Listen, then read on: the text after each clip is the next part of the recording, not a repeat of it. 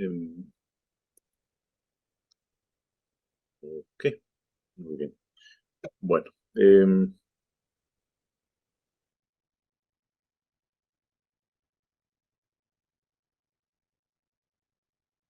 primera vez en nuestra historia, no es algo que ocurra cada 10 años o cada 20 años o cada siglo, sino que es algo que está ocurriendo, historia escrita por primera vez, ¿no?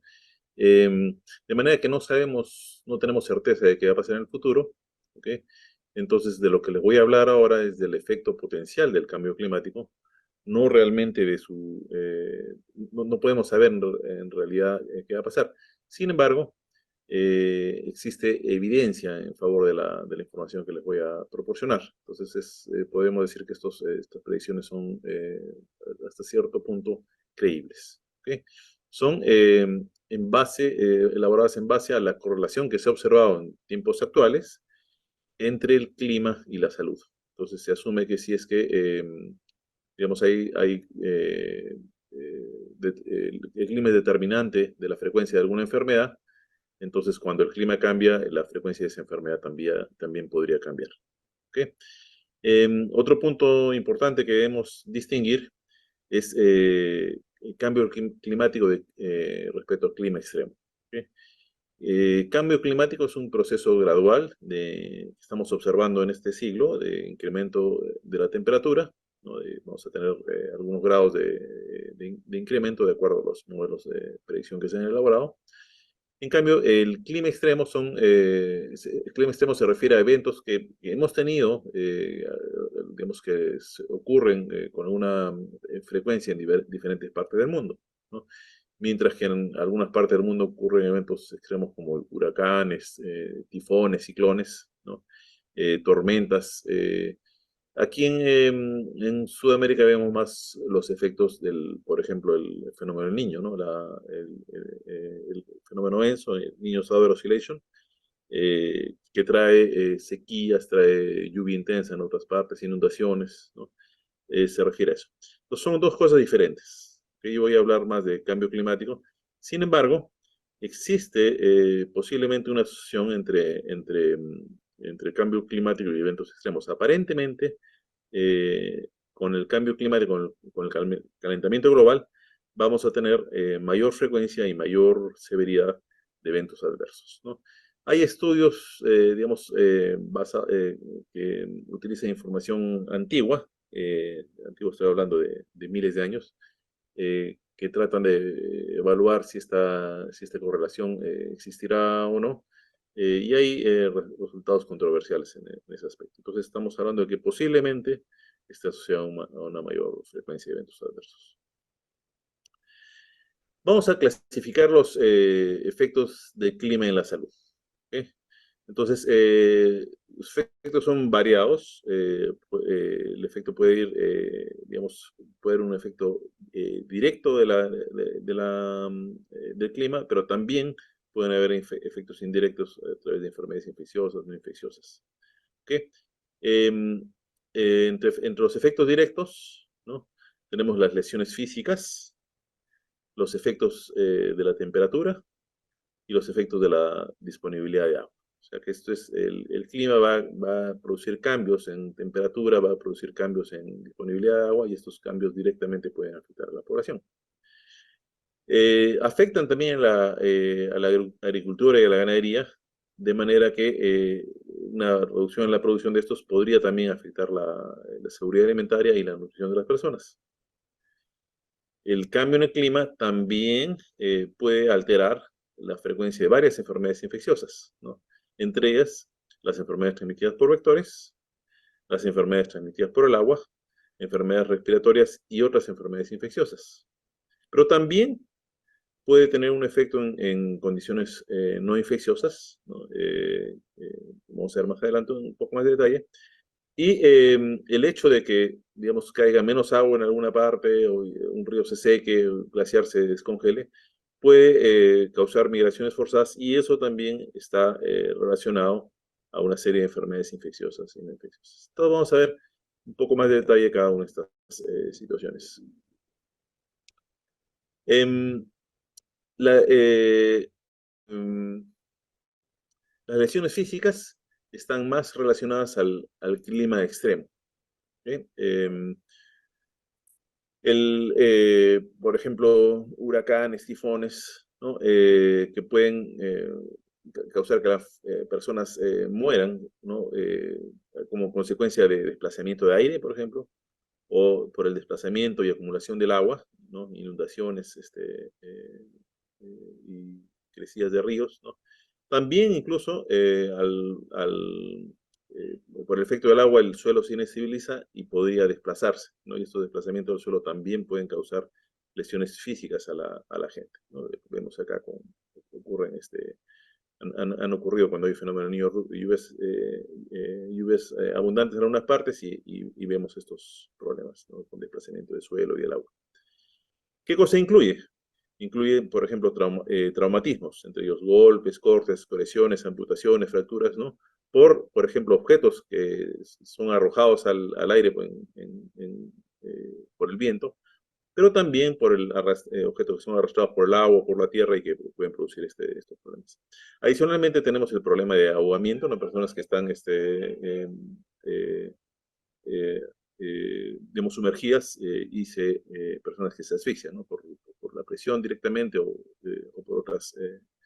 o por otras condiciones. Em, Luego tenemos el efecto directo de la temperatura, ¿no? Temperaturas altas, temperaturas bajas, ¿no?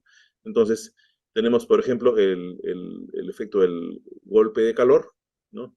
Y el golpe de calor puede por sí mismo traer problemas, puede causar incluso la muerte, ¿no?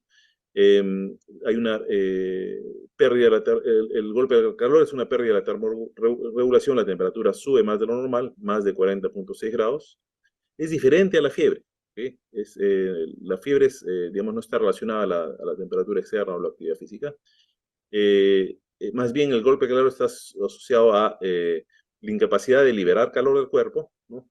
Porque el exterior está muy caliente, porque hay una reducida ingesta de agua que nos ayuda a refrigerar, porque hay una actividad física excesiva para la temperatura que hay afuera, o porque hay demasiado abrigo, ¿no? La persona, digamos, el clima no está caliente, pero un bebé lo podemos abrigar demasiado. Luego está el problema en el sentido contrario, que es la pérdida de la termorregulación hacia abajo, la hipotermia, ¿no? La vemos cuando la temperatura corporal baja a menos de 35 grados centígrados, y esto está asociado a temperaturas ambientales bajas, ¿no? O aporte calórico bajo, abrigo insuficiente, ¿no? O abrigo que está mojado y que no funciona adecuadamente. Entonces, este es el efecto de la temperatura. Luego tenemos el efecto de la disponibilidad de agua. Voy a hacer una pausa un momento. Ok, disculpen la interrupción. Continuamos con la presentación. Em, Estamos viendo el efecto del cambio climático en la disponibilidad de agua. Definitivamente tenemos cambios en disponibilidad de agua, lugares donde llovía mucho, ahora llueve poco y va a llover menos. Este año hemos tenido una sequía histórica en la cuenca del Amazonas, ¿no? Y esto trae obviamente problemas. Glaciares, ¿no? Que cuando hice esta presentación originalmente estábamos con el peligro de glaciares que se estaban achicando y ahora ya tenemos varios glaciares que han desaparecido en el Perú, y en otras partes del mundo está ocurriendo lo mismo con los glaciares tropicales. Los glaciares también fuera de las zonas tropicales se están reduciendo, ¿no? Estamos viendo el casquete polar cómo se está reduciendo, ¿no? Y esta reducción de la disponibilidad de agua también puede traducirse en reducción en la ingesta de las personas, ¿no? Y llevar a deshidratación, ¿no? Deshidratación es la pérdida de más de 5 a 8% del agua corporal, ¿no? O más, ¿no? Está relacionado, por supuesto, a cuánto sudamos. Eso tiene que ver con la temperatura ambiental, cuánta agua tomamos, cuánta actividad física hacemos y cuánto nos abrigamos, ¿no? Pero si hay pobre disponibilidad de agua, obviamente esto va a ser un problema. Si la temperatura ambiental sube, también va a ser un problema. Incluso teniendo suficiente agua, eh, podemos tener otros problemas, ¿no? Ahora, tenemos relacionado también a la disponibilidad de agua los desequilibrios hidroelectrolíticos, ¿no? Los iones que principalmente se afectan son el sodio, potasio, calcio, cloro, me falta por acá. Puede haber, por ejemplo, en una persona con deshidratación, niveles altos de estos electrolitos, ¿no? O también por ingesta, digamos, sudoración excesiva con una ingesta de agua sin electrolitos, pueden también estos niveles estar bajos, ¿no? Entonces depende también depende de cuánto suda y depende de cómo se reemplazan los fluidos. Em, También decíamos que el cambio en la disponibilidad de agua, en la precipitación, ¿no?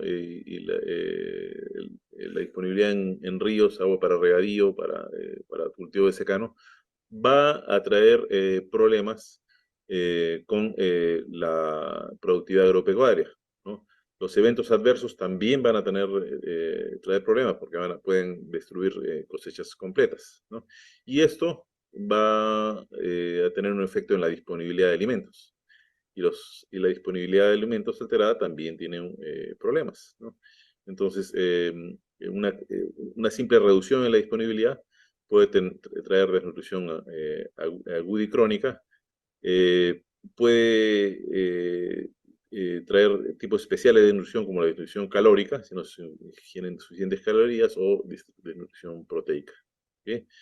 Puede también asociarse a desnutrición específica de micronutrientes, por ejemplo, si es que escasean los alimentos frescos, ¿no? Digamos, tenemos garantizados alimentos que se pueden almacenar, pero no los frescos, y eso puede traer deficiencia de algunas vitaminas, por ejemplo, como la vitamina C, o la falta de alimentos de origen animal, deficiencia de vitamina B12, ¿no? Y otros oligoelementos, ¿no? Algunos minerales podrían escasear también.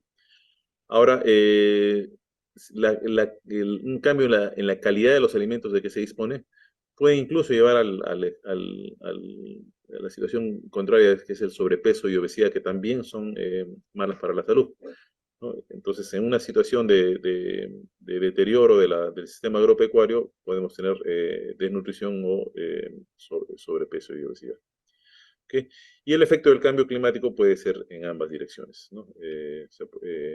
Aquí en el Perú, en épocas de escasez, se veía dentro de una misma familia que algunos miembros tenían obesidad y otros miembros tenían desnutrición, ¿no? Eso es algo paradójico, pero que ocurre. Luego están las enfermedades transmitidas por vectores. ¿Okay? Hemos visto en meses recientes el efecto del dengue, ¿no? Y tenemos todavía malaria, fiebre amarilla y otras enfermedades acá en el Perú. Bueno, ¿qué cosa es un vector? Un vector es un animal, usualmente un artrópodo, que transmite enfermedades. ¿Ok? El cambio climático puede afectar a estos vectores directamente, ¿no? Puede afectar su densidad de población, o sea, la cantidad de vectores que hay, y este efecto puede ser hacia arriba o hacia abajo, puede alterar su ciclo de vida, ¿no? Acortar o alargar el ciclo de vida, o crear nuevos lugares donde se pueden reproducir estos vectores. Puede afectar el desplazamiento, ¿no? La dirección del viento se ha visto que es predictor de la expansión de la enfermedad como la malaria, ¿no? Se puede alterar la conducta reproductiva de los vectores, la conducta alimentaria, ¿no? Y esto tiene que ver, ¿no? La frecuencia de alimentación tiene que ver con la probabilidad de que el mosquito lleve al patógeno de una persona a otra. La sobrevida, ¿no? Mientras más tiempo vive el mosquito, también más probabilidad de que infecte a una persona. ¿no? Y varias otras formas en las cuales el clima puede afectar la vida del mosquito y la vida del mosquito afecta transmisión, la posibilidad de transmisión de la enfermedad. ¿Ok? Nuevamente, el efecto del cambio climático puede ir en ambas direcciones, ¿no? Tengo hecho algunas investigaciones respecto a temperatura, la relación entre temperatura mínima, ¿no? y la frecuencia de malaria. Y tiene, digamos, hay una temperatura óptima para el mosquito que transmite la malaria. Entonces, si excedemos esa temperatura, comenzamos a tener menos malaria, ¿no? Porque eso perjudica aparentemente la reproducción del mosquito. Pero la temperatura óptima para el mosquito, si es más baja o más alta, entonces la temperatura mínima, entonces eso afecta al mosquito. Entonces, con los escenarios de calentamiento global que se predicen, aquí en el Perú podríamos al menos en alguna parte una parte de los distritos del Perú, exceder esa temperatura óptima y comenzar a bajar la frecuencia de la malaria, ¿no? Lo cual sería, digamos, entre todas las desgracias que hubieran, algo bueno. Sin embargo, eso es en un escenario que tengamos suficiente incremento de la temperatura, ¿no? Pero es posible, tranquilamente, que no lleguemos a pasar ese punto máximo y que simplemente conforme sube la temperatura, esos son otros escenarios que se predicen con el cambio climático, sube la temperatura, sube la frecuencia de estas enfermedades y nunca baja. ¿Cuáles son las enfermedades transmitidas por vectores en nuestro país? Okay, acá están listadas, ¿no? Tenemos actualmente todas estas: dengue, malaria, fiebre amarilla, leishmaniasis, bartonelosis digamos, en la sierra, y enfermedad de Chagas también, ¿no? Las anteriores con más frecuencia en las zonas más bajas. ¿Qué hay con el dengue? El dengue, hemos visto que tenemos un brote tremendo de dengue este año, y asociado a un invierno especial que hemos tenido, ¿no? Prácticamente no hemos tenido invierno este año. Y esta enfermedad es transmitida por un mosquito, bueno, por varias especies de mosquitos del género Aedes. ¿Ok? Ese es el vector, el Aedes. Y el virus que transmite es un virus ARN de la familia Flaviviridae, y se le llama el virus del dengue. ¿Ok? Normalmente, a la persona que se infecta con dengue se cura sin ningún medicamento. ¿Ok? Es una enfermedad que se autolimita. Sin embargo, en otras personas, el dengue puede producir una enfermedad grave, ¿no? Dengue hemorrágico, por ejemplo, y incluso la muerte. Y hemos visto muertes por dengue este año aquí en el país. No hay un tratamiento específico para dengue. Hay vacunas, ¿no? Se han desarrollado vacunas, pero estas vacunas no son recomendables para controlar brotes. Sí pueden servir para personas que ya se han infectado previamente, ¿no? Para reducir el riesgo de que hagan una nueva infección, a infección severa.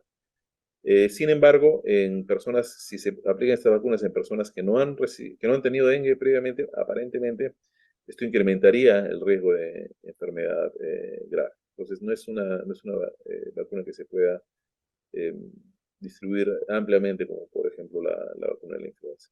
¿Ok? Entonces, esa es la situación del dengue, que podría incrementarse con el cambio climático. La malaria también es transmitida por un mosquito, pero un mosquito de otro género, diferente, es el género Anopheles. Y a diferencia del caso anterior, no es producida por un virus, sino por un parásito unicelular, que es el Plasmodium. Este parásito invade los glóbulos rojos y se reproduce al interior de ellos. En algunas personas puede tener un curso benigno, ¿okay? Pero en otras puede tener un curso grave e incluso fatal. No hay una vacuna suficientemente efectiva para la malaria. Se han estado ensayando algunas vacunas. Sin embargo, sí hay un tratamiento específico, ¿no? Hay drogas antimaláricas que pueden curar la enfermedad, ¿no? Y las medidas de prevención son hasta cierto punto efectivas. El control de vectores es una de estas medidas, ¿no? Esa es la malaria, y también se esperaría que al menos en los primeros años de este fenómeno de calentamiento global, la incidencia de malaria suba. La fiebre amarilla es otra enfermedad que tenemos en el Perú, es transmitida igual que el dengue, el chikungunya y el Zika, es transmitida por el mosquito del género Aedes. También es producida por un virus ARN de la familia Flaviviridae, y en este caso el virus que la produce se llama el virus de la fiebre amarilla. A diferencia del dengue, este virus tiene una alta letalidad, o sea, mata a un porcentaje entre 15 o 30% de las personas que adquieren la fiebre amarilla. Entonces es una enfermedad mucho más severa que el dengue. Para la fiebre amarilla, afortunadamente, existe una vacuna. Entonces, personas que van a zonas endémicas deben vacunarse. Antes deberían vacunarse cada 10 años. Ahora se sabe que la misma vacuna es buena de por vida. Entonces, una persona que ya se vacunó para fiebre amarilla no necesita vacunarse nuevamente. No necesita refuerzos. No hay, sin embargo, no hay un tratamiento específico para una persona que no se vacunó y que se infectó con el virus de la fiebre amarilla. No hay tratamiento específico, hay medidas de soporte que pueden reducir el riesgo de mortalidad, pero no una cura para la enfermedad. Esa es la fiebre amarilla. Otra enfermedad que se encuentra en el viejo y en el nuevo mundo es la leishmaniasis, ¿no? La leishmaniasis aquí en el Perú es transmitida por un artrópodo al que llamamos titira, que es del género Lutzomia, es más pequeñito que los mosquitos, ahí tienen la foto. La enfermedad es producida por otro parásito unicelular que es la leishmania. Hay varias especies de leishmania, ¿no? En el Perú tenemos la leishmania brasilensis, que produce, no, frecuentemente la enfermedad produce úlceras en la piel, ¿no? Heridas que usualmente se autolimitan, es decir, se sanan solas. ¿Okay? No hay una vacuna para prevenir la leishmaniasis, pero sí hay un tratamiento. Hay tratamientos antiparasitarios. Estos tratamientos, lamentablemente, son un poco, pueden tener efectos adversos graves, por eso el tratamiento debe ser supervisado. No muchas veces se hospitaliza al paciente para el tratamiento. La bartonelosis es una enfermedad, bueno, la bartonelosis que tenemos acá en el Perú, producida por Bartonella basiliformis, es endémica de los Andes, que no se ve en otras partes del mundo.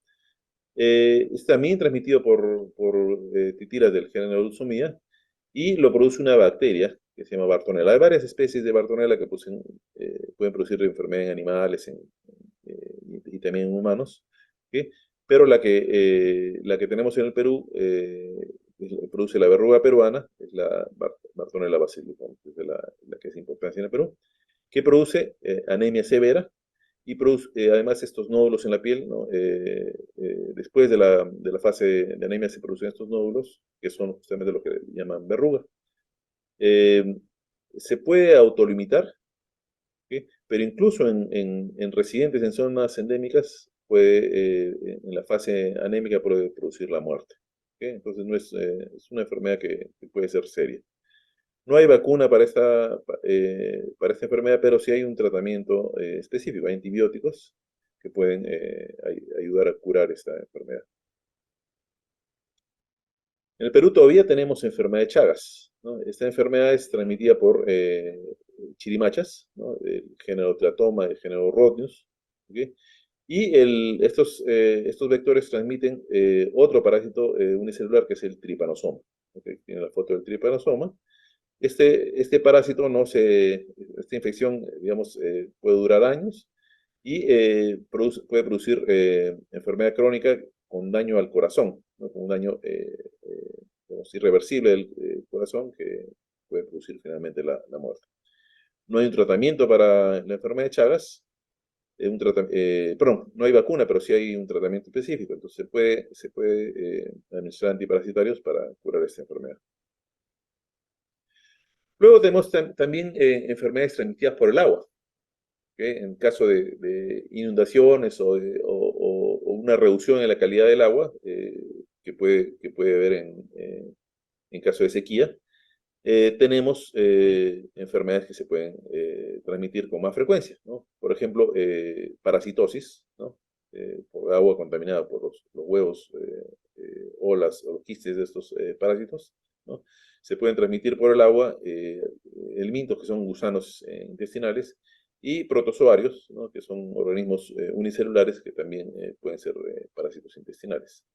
No solo parásitos, sino también bacterias, como por ejemplo el cólera o la leptospira, y también virus, como el virus de la hepatitis A. ¿Qué producen estos gérmenes que son transmitidos por el agua? Pueden causar diarrea, y la diarrea puede llevar a desnutrición. También pueden producir alergias severas, pero en algunos casos, ¿no? Con enfermedades como la leptospira o el cólera, pueden resultar en la muerte, ¿no? Hay protozoarios como la enfermedad histolítica que también puede causar la muerte. Estas son las enfermedades transmitidas por el agua. Luego tenemos enfermedades respiratorias, ¿no? Como la neumonía, ¿no? Que está asociada a cambios, a eventos extremos, ¿no? De reducción severa de la temperatura corporal, no la reducción que tenemos aquí en Lima.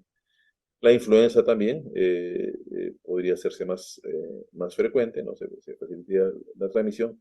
Si es que este cambio climático llega, por ejemplo, a que las personas estén hacinadas, ¿no? Y eso lo vamos a ver en el slide posterior, eh, cómo el cambio climático podría llevar a que las personas se hacinen. Otras enfermedades infecciosas que podrían aumentar son la varicela, ¿no? Si es que actualmente hay vacunas para la varicela, pero una disrupción digamos, en el sistema de salud, desplazamientos pueden llevar a caídas en los niveles de vacunación y a incremento de enfermedades como la varicela. La fiebre aftosa humana también puede verse afectada por el clima. La meningitis meningocócica también hay evidencia que podría estar asociada a cambios en el clima. Hay por ahí un artículo que muestra que esta enfermedad del ojo, que es la retinocoroiditis por toxoplasma, se asociaría a lluvias persistentes, ¿no? De alguna manera hay reactivación de este parásito y reactivación de esta enfermedad en los humanos. Entonces, son enfermedades infecciosas que podrían incrementarse en una situación de cambio climático. También vamos a ver un efecto en condiciones no infecciosas, ¿no? El hecho de que las personas se desplacen de sus lugares habituales de residencia puede llevar, por ejemplo, a eventos como mordedura de serpiente, en las zonas donde existen estas serpientes, o en las zonas que son colonizadas por serpientes como consecuencia del cambio climático, ¿no? Un incremento de la temperatura, por ejemplo. Enfermedades dermatológicas también, bajo peso al nacer, son otras condiciones que pueden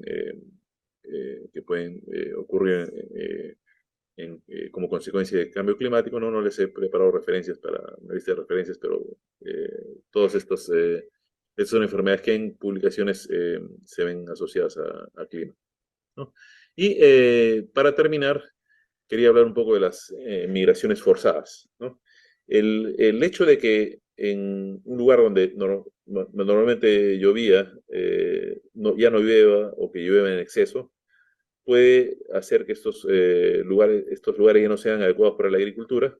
El hecho de que un río se seque, ¿no? Porque el glaciar se descongeló, también puede impedir que las personas vivan en estos lugares. Entonces, estos cambios pueden llevar a migraciones forzadas. O sea, personas que viven en un lugar, un gran número de personas que viven en un lugar que se tienen que desplazar a otro lugar y en algunos casos llegar a estar en la situación de refugiados, ¿no? Y esa disrupción en su sistema social aumenta el riesgo de gran cantidad de enfermedades. Habría que hacer otra presentación sobre enfermedades en refugiados, pero en ellos se ven una serie de enfermedades, las mismas que hemos estado mencionando en los slides anteriores con mayor frecuencia, también otras que no he mencionado, como por ejemplo incremento en las enfermedades de transmisión sexual, ¿no? Por la disrupción de las familias, ¿no? Y una serie de otros problemas psicológicos o físicos que son de importancia, ¿no? Entonces, este es otro efecto adverso serio que se podría observar respecto en la salud que se podría observar como consecuencia del cambio climático. Y bueno, he actualizado mi revisión de las publicaciones respecto al clima y enfermedades y básicamente estas son las enfermedades que se ven afectadas, ¿no? Lamentablemente no voy a tener la posibilidad de responder preguntas, pero yo creo que eso sería todo con la presentación. Entonces, les agradezco su atención y espero que les haya sido de utilidad esta presentación.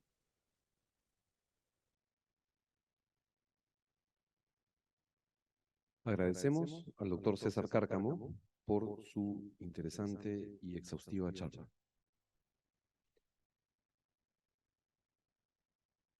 A continuación, es el turno del doctor Alejandro Llanos. El doctor Alejandro Llanos es médico de profesión, es especialista en enfermedades infecciosas y tropicales, con énfasis en enfermedades transmitidas por vectores. Es magíster en medicina tropical, medicina interna, es doctor en medicina, PhD en epidemiología, y es fundador de los grupos de investigación en leishmaniasis y malaria del Instituto de Medicina Tropical Alexander von Humboldt y de la Facultad de Salud Pública y Administración de nuestra universidad. Bienvenido, doctor Llanos.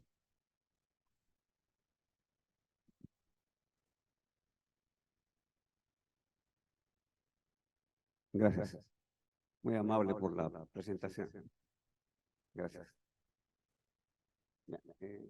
Yo lo que quiero en esta charla es que se entienda el clima, ¿no? Y cuáles son los efectos sobre enfermedades transmisibles.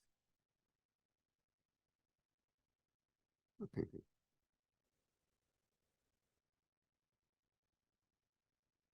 ¿Puede regresarme? Mejor me ayuda un poco. Aquí, la siguiente. A ver. Okay. Entonces, bajo mi punto de vista es que la mayor parte de gente, incluyendo funcionarios de salud, incluyendo a gente de la academia, no entienden el clima, incluyéndome a mí. Y eso nos impide tener una perspectiva de cómo actuar. Este es el... Entonces, ¿cuál es el problema de no entender el clima? Desinformación, la gente que aparece hablando en la televisión, en el radio, ¿no? Que producen alarma en la población, creen que metiendo miedo vamos a poder ser más eficientes. Y creo que el COVID nos enseñó que metiendo miedo se consigue un efecto inmediato, a largo plazo. Se pierde el miedo, inclusive es negativo, porque la gente, al perderle totalmente el miedo al COVID, no quiere vacunarse. Entonces, inclusive la prevención es pierde. Y esto, en los decisores, ¿no? Lo lleva también a informaciones inadecuadas. Porque en el Perú no leemos. Nos guiamos por lo que dicen aparentemente líderes de opinión.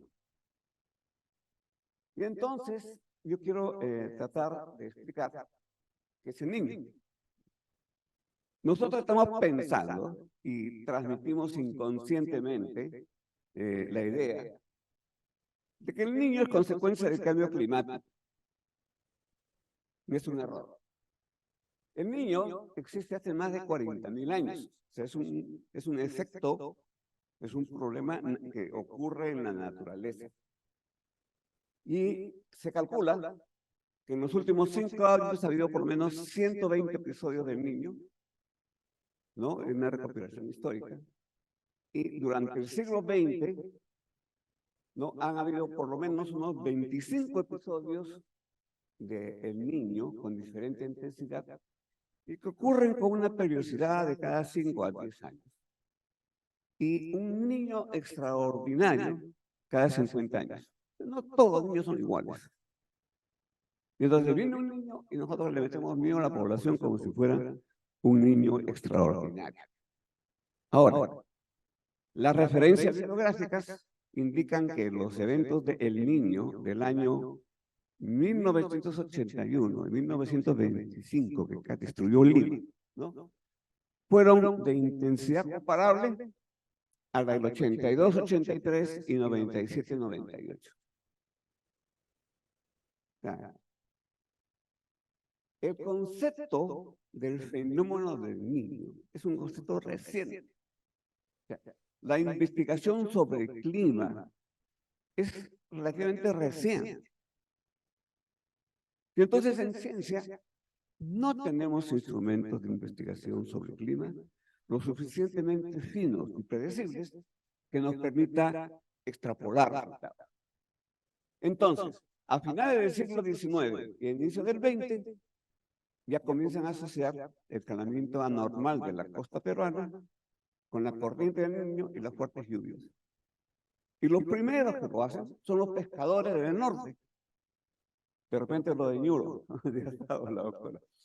Entonces ellos ven que la época de Navidad, pues, se llama el Niño, ¿no? Porque en el norte de la Navidad es la fiesta del Niño. Ven que se calienta el agua porque cambia la calidad de la pesca. Se van unos pescados y aparecen otros.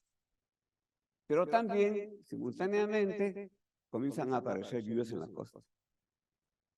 Es recién, más o menos en 1980, que en Estados Unidos comienza a aparecer el concepto ya como fenómeno del niño descrito, digamos, como ciencia, no como versión de la experiencia.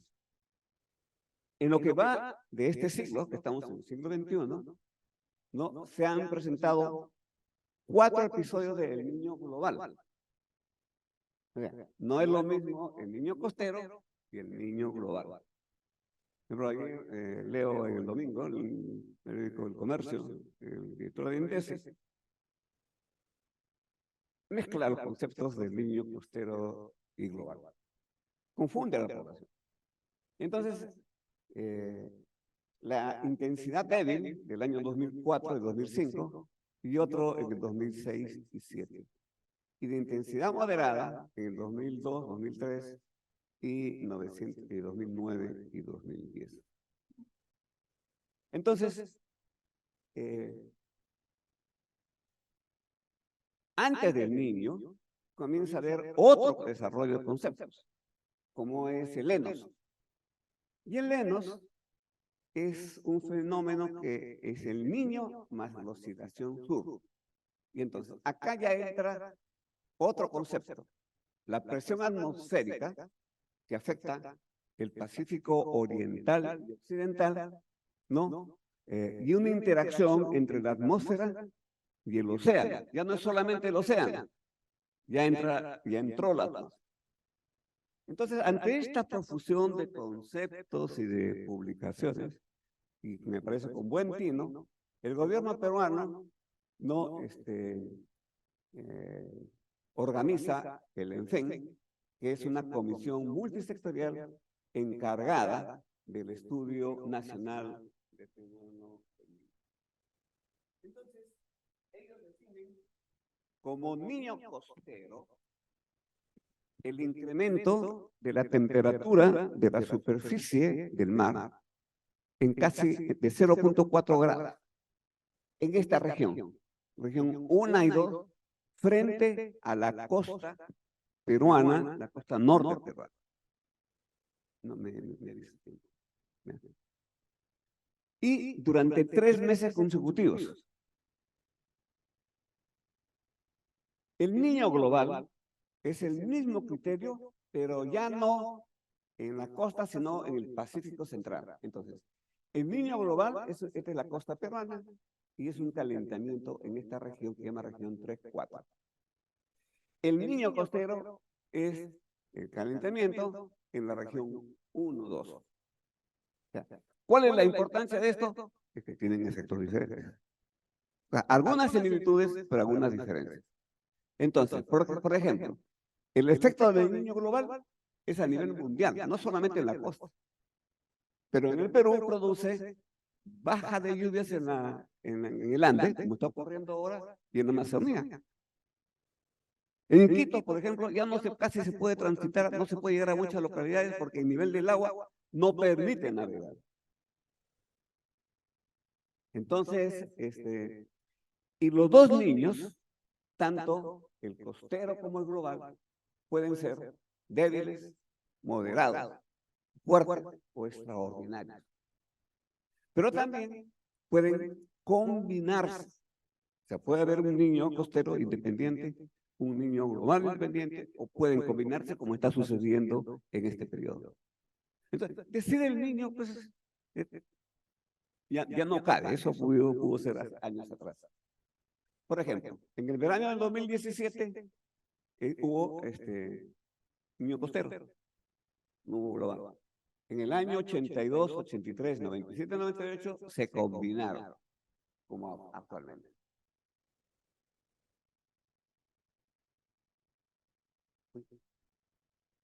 Entonces, ¿cuáles son los efectos del niño costero? El niño costero provoca lluvias torrenciales y prolongadas de diversa intensidad. Por tanto, el niño costero que tengamos ahora no va a ser necesariamente lluvia catastrófica. ¿Ok? Y entonces, la lluvia provoca incremento exagerado del nivel de los ríos y desbordes. Huaicos, deslizamiento, con pérdidas humanas, cuantiosos daños materiales, infraestructura, se destruyen los colegios, como hemos visto, las postas, ¿no? Y entonces las carreteras prácticamente desaparecen. Hay cambios en el patrón de la pesca, y esto evidentemente tiene consecuencias económicas. Hay un impacto económico en el PBI y baja 3 a 4 puntos, es un montón. ¿Por qué? Eso lo que genera es pobreza, incrementa la pobreza. O sea, ¿quiénes son los más afectados? Los pobres. Y aparece todo este conjunto de enfermedades que ha descrito el doctor Cárcamo, ¿no? Y que es imposible monitorizar. Es más, pueden aparecer nuevas enfermedades, como por ejemplo transmitidas por garrapatas, porque al cambiar las condiciones, evidentemente comienzan a emerger otros parásitos. Entonces hay que entenderlo mucho más que el punto de enfermedad con el niño. No, es un problema más serio. Entonces, ¿cuáles son las semejanzas y diferencias? Ambos, la misma definición, afectan el Pacífico, pero no en el mismo lugar. Niño costero, zona 1, 2, niño global, 3 y 4. Y la diferencia en la duración y el impacto. Puede haber impactos diferentes y no se puede extrapolar. Lo que ocurrió el año pasado no va a ocurrir este año. O sea, puede ser diferente. Y esto porque no tenemos un desarrollo en ciencia lo suficientemente bueno para saber, porque recién los indicadores se están formando.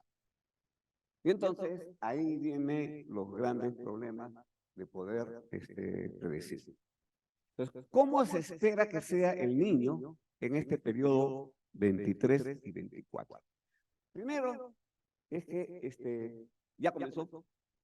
El niño costero comenzó en enero del 2023 y va a durar probablemente hasta el otoño, o sea, entre abril y mayo del 2024. No se va a terminar tan rápido. La intensidad se mide por probabilidad y va cambiando día a día, mes a mes, semana a semana. Pero la probabilidad medida hace un mes, no, era diferente a la probabilidad de ahora. Entonces, lo que decía el periódico es que vamos a tener un niño extraordinario, intenso. No es cierto. Probabilidad 50-50, entre moderado a severo. Y las lluvias, dicen, por encima de lo normal.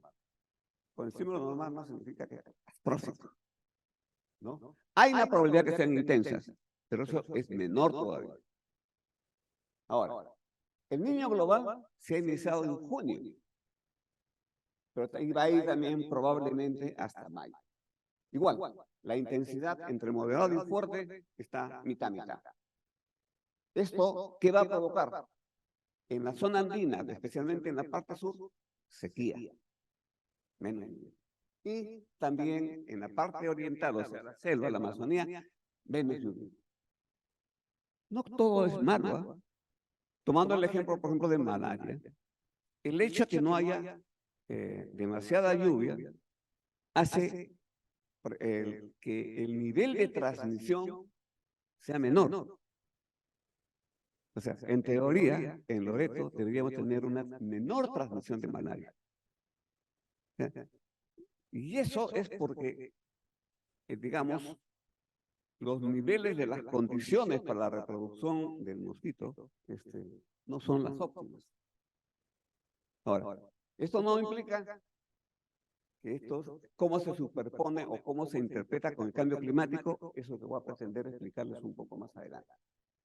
¿Cuál es el problema, en el fondo, con cualquiera de los niños? La disponibilidad de agua. Somos un país en donde la disponibilidad del agua, especialmente en las zonas rurales, es mala, porque los gobiernos no le han dado la prioridad. Y entonces, evidentemente, lo que es más afectado es el agua, y esto incrementa la inseguridad y enfermedades por todos lados. ¿Cuál es la relación entre el niño y el cambio climático? Todo el mundo dice que prácticamente es una relación existente, no es cierto. Si vemos lo que es hacia el pasado, o sea, debajo de 2023, no hay evidencias científicas que el cambio climático, con todo lo que ha avanzado, esté generando más niños. No hay. Ni que sean más severos. Yo no lo digo eso, sino lo dice Ken Takashaka, que es un científico notable. O sea, no hay evidencias. No significa que no puede existir. Hay que tener cuidado. Lo que sí dice es, evidentemente, si comienza a cambiar el clima y subir la temperatura, hay mejores condiciones para generar otros niños y que sean, digamos, de mayor intensidad. Y lo mismo dice este panel intergubernamental de las Naciones Unidas, en donde dice que probablemente sean más frecuentes y más intensos. Probabilidad, no es una demostración causa-efecto. Entonces, otra cosa que también quiero hablarles es del yaco. Parece que el yaco fuera el niño. No. El yaco es un fenómeno climatológico independiente que comenzó en el febrero de 2003 frente a Ecuador y que el 4 de marzo nos impactó a nosotros en Piura y Tumbes. Entonces, es un ciclón de características tropicales no organizadas, pero que tampoco ya ha existido. Ha existido en el año 83 y el año 98 que hubo problemas muy serios. Ya nos impactó. Nos hemos olvidado, inclusive en la academia, ¿me entiendes? Y nunca se toman medidas porque no aprenden. Entonces, ¿cuáles fueron las consecuencias? El yaco dañó seriamente la infraestructura y pérdidas humanas. El yaco fue el responsable de la mayor parte del problema, no el niño que usted. Y fue el detonante del incremento de casas y las ciudades y los pueblos por varias semanas. O sea, no fue una inundación.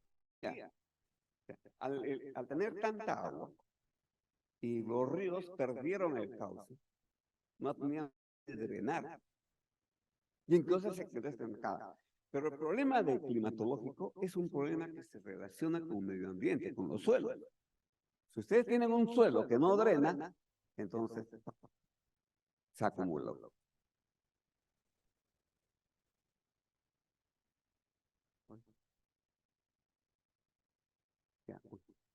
Esto es para mí fundamental. Probablemente esto para mí es la parte más importante para académicos de la universidad. Hay un concepto de salud planetaria. Este concepto es un concepto relativamente reciente. 2023, 2022, así. Relacionado, que se desarrolla para entender los problemas de salud y clima. Nosotros tenemos una idea de concepción de efecto simplista. Y eso no es cierto. Entonces, ¿qué es el estado sanitario? Es que tenemos natural, o sea, lo que es natural, existe naturalmente. El niño de hace 40.000 años, ¿entiendes? Que está formado por sistemas y que se integran en un sistema general, pero son interdependientes. Uno de otro. Entonces, si hay daño en un sistema, va a crear implementación en otro sistema. El ejemplo es, por ejemplo, lo que ocurre, las sequías que está ocurriendo en África, los incendios forestales que hay en Grecia, que ocurrió en Grecia, incendios chicos. Son incendios catastróficos, han desaparecido pueblos, ¿no? Inundaciones severas, ¿no? Otros efectos producen el incremento de las temperaturas globales que destruyen la vida vegetal y provocan la degradación del suelo. Y por lo tanto, inhiben el carbono, lo que significa calentamiento global. Uno de estos produce mucho más problemas que todo el calentamiento global que puede generar países como Perú. Entonces, si no entendemos esto, nosotros una noticia esotérica que no le damos importancia y no decimos no nos afecta, no es cierto. Entonces, la salud humana se ve perjudicada directamente, tanto por la crisis climática, o sea, las alteraciones del mundo, que son más efectos del cambio climático. O sea, hay una crisis en el clima natural. No es consecuencia necesaria del cambio climático. Se suma a esta crisis el cambio climático. Y esto se define como una crisis de la naturaleza. Entonces, si nosotros entendemos este concepto, va a ser más fácil entender los efectos del niño.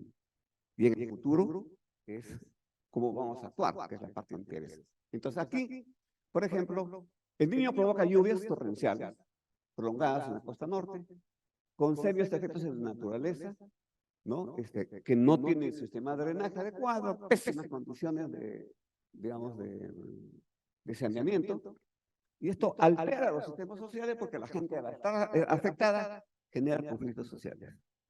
Reclamos, huelgas, cambios políticos, entonces, y económicos, por las pérdidas económicas son notables. Esto exacerba los problemas del agua, porque nadie se lo soluciona, exacerba el problema de los alimentos, como explicado el doctor Cárcamo, se incrementa la pobreza, incrementa las enfermedades transmisibles que son imposibles de monitorizar una por una. Es un ministerio que está acostumbrado a actuar como bombero, no se prevé nada, y la relacionada con clima extremo. Entonces, ¿por qué la academia tiene que entender esto? Porque hay que actuar simultáneamente, tanto en la crisis climática como en la crisis de la naturaleza. Y sí se puede hacer. Estamos en la lógica, a ver cómo ocurre este problema, cuántos se mueren. Hay estrategias para mitigar. Y hay estrategias para restaurar este daño. Y hacia ahí tiene que estar dirigida la investigación que hace con la universidad, especialmente Cayetana.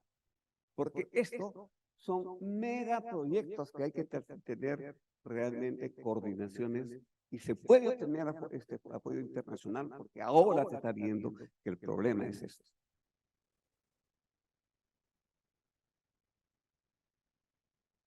Ahora quiero que ustedes entiendan la relación del clima con el dengue como un ejemplo.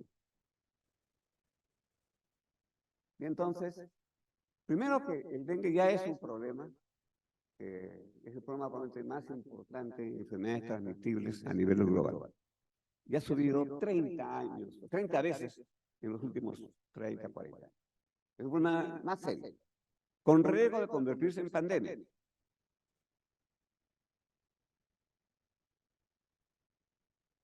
Esto es una estimación del 2018. Tranquilamente ahora está pasando 400 millones de infecciones por año.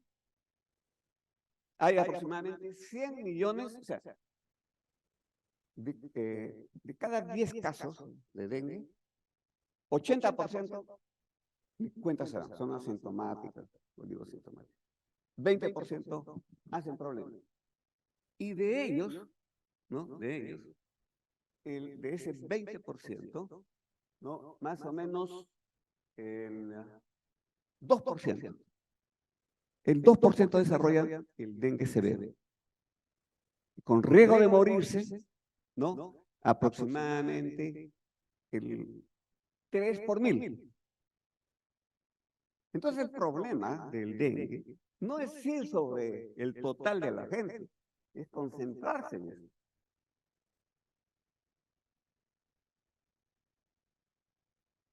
A ver, ¿cómo de tiempo? Todavía tengo. Entonces, el problema del dengue, el periódico nos muestra como si fuera un problema del Perú. No, es la peor epidemia de dengue en Latinoamérica, entre el año 22-23, con casi 2 millones. Y entonces decimos, el Perú, nos gusta ser campeones mundiales de todo lo malo. Y entonces, somos la peor epidemia de dengue, es cierto, pero por lejos nos gana Brasil, nos gana Bolivia, ¿no? Pero está en tercer lugar. Y entonces, estamos por encima de la incidencia regional, pero por ejemplo, Nicaragua también nos gana, siendo un país chiquito. Entonces, la letalidad es, a nivel latinoamericano, es 13 por 1000. Entonces, el dengue se ha ido expandiendo como se ha ido expandiendo el vector, que es el Aedes aegypti. Cuanto más extendido también el dengue. Y en el Perú es la misma figura. Se ha expandido el Aedes y ahora el 75% del territorio peruano hay transmisión. En Lima hay un montón de transmisión. Ustedes ni se han enterado, ¿no? Ni cuenta se han dado porque no se ha muerto mucha gente. Y entonces, esto es el año 2022-2023, la epidemia que hemos tenido, que es la más intensa, evidentemente. Estamos en la época de defervescencia. Esto no significa que acá en noviembre, diciembre, otra vez vamos a regresar a lo mismo, no sabemos.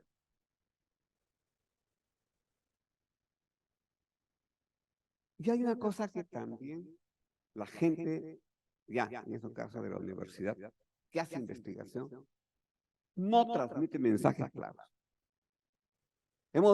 Puede ser que sea el mayor brote. Y lo hemos presentado como que es el que produce mayor mortalidad. No es cierto. Miren, ¿le pueden quitar este negro?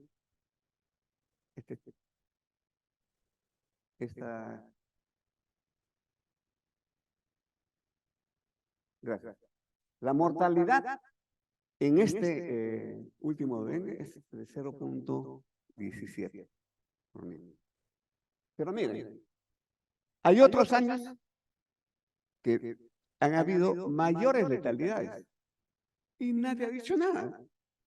Hay años en donde duplica ese muerte. Entonces, yo creo que por momentos hay un exceso de escándalo por el periodismo y que no hay líderes que a dar mensajes claros. Porque tampoco yo creo que muchas veces se lo entienden. Hay una enorme diversidad en cómo responden cada departamento. Miren, Loreto, que puedo apreciar de dengue, ha tenido un muerto. O sea, 3 por 1000 de muertos. Un muerto. Es el mismo dengue que hay en Piura. Era un escándalo, Piura. Sin embargo, Piura no ha sido el departamento donde más ha muerto. Donde más se ha muerto ha sido en Lambayeque. Que nadie le ha dado el doble que en Piura. Más muertos han habido en los casos en número. Lima ha tenido el segundo departamento con dengue. ¿Por qué no ha sido un escándalo? porque en Lima la mortalidad ha sido bajísima. ¿Por qué? Tiene mejor sistema de salud, tiene más especialistas, y a pesar que no tenían experiencia con el dengue, rápidamente se han alineado. Esa es la lección aprendida. Entonces, la siguiente pregunta es, ¿el cambio climático está incrementando el dengue? No sabíamos, pero la respuesta es sí. Hay un grupo latinoamericano, esta es una publicación en el, ¿cómo se llama? En el Lancet, que la primera autora es ¿cómo se llama? Stella Harper, y nos demuestra que sí, en todos los países hay un incremento de la tasa reproductiva básica del RO, ¿no? Y que está en incremento. O sea, eso nos está midiendo que la transmisión sí está incrementándose en efectos como consecuencia en niños.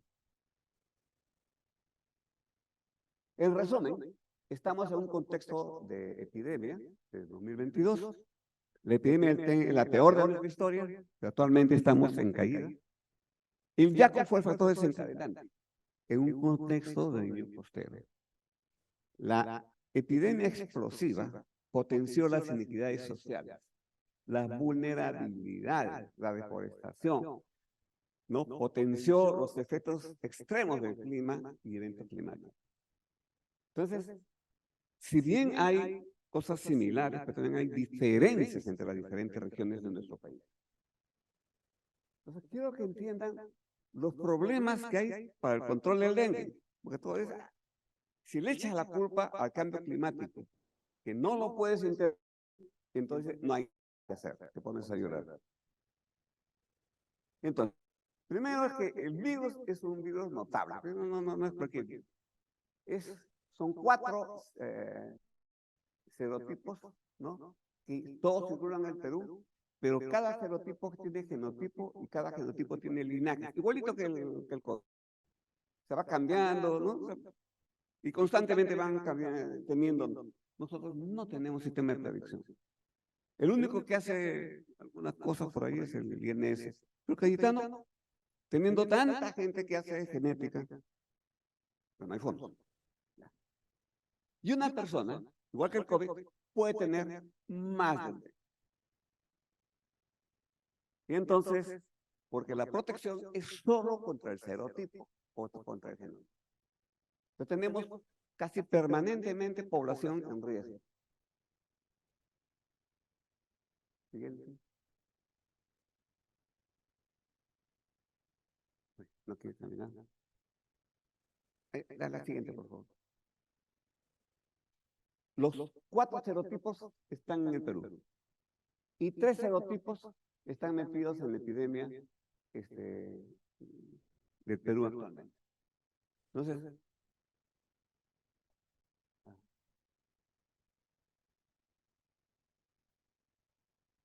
a ver, siguiente, ahí está.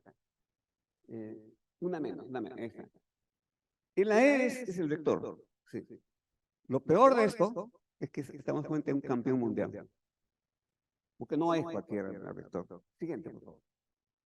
Y entonces, ¿por qué? Porque cada 12 días tenemos una nueva generación. Una hembra genera entre 250 a 600 nuevos insectos. Como hay infección vertical transovárica, los nuevos insectos ya nacen infectados, no necesitan picar a nadie. Y tienen huevos resistentes encima durante un año. Siguiente, por favor. Y entonces, la influencia del clima es que la temperatura interactúa con lluvia, humedad, y esto influencia el medio ambiente y el suelo. Y esto genera las subidas y bajadas. Siguiente, por favor. Y entonces, ¿cuál es el problema del clima? Que la temperatura puede disminuir el tiempo en el cual los huevos se transforman de las larvas a adultos. Siguiente, por favor. Lo mismo, se tornan más infectantes en menos tiempo. Por ejemplo, si normalmente necesitamos entre 12 a 15 días para tener una generación de insectos infectantes, tener hasta en 5 días. Las medidas que hace de control no a nada, porque hay tanta transmisión que simplemente tienen poco efecto. Siguiente. Y entonces, lo que tenemos nosotros es que la lucha, que es una lucha teórica, es una lucha, porque hay una medio ambiente que significa ordenar medio, si nadie lo cumple, eliminación de los residuos sólidos, efectos temporales, y almacenamiento del agua, no solucionan el problema, y uso de químicos para huevos, para larvas. En la práctica, funciona cuando la transmisión de epidemias es baja. Grandes epidemias siguen por no tienen efecto como hemos visto. Entonces, en resumen, el éxito depende del comportamiento de las personas y del sector, ¿no? En donde la población afectada en condiciones de pobreza y genera un círculo de vulnerabilidad, población, informalidad, falta de cumplimiento, rechazo a las medidas que hace el ministerio, un sistema fraccionado, los que luchan contra los vectores lo hacen separados, que no coordinan con atienden pacientes, entonces es todo un problema. El general de salud improvisado, porque no hay estabilidad, entonces van cambiando. Hay una enorme influencia política, y que termina eso en corrupción, pero también comienzan a meter cada partido, como está haciendo ahora, ¿no? En cambiando y metiendo a su gente. Y entonces, tenemos una falta de previsión estatal, central y regional. Y con eso termino. Gracias.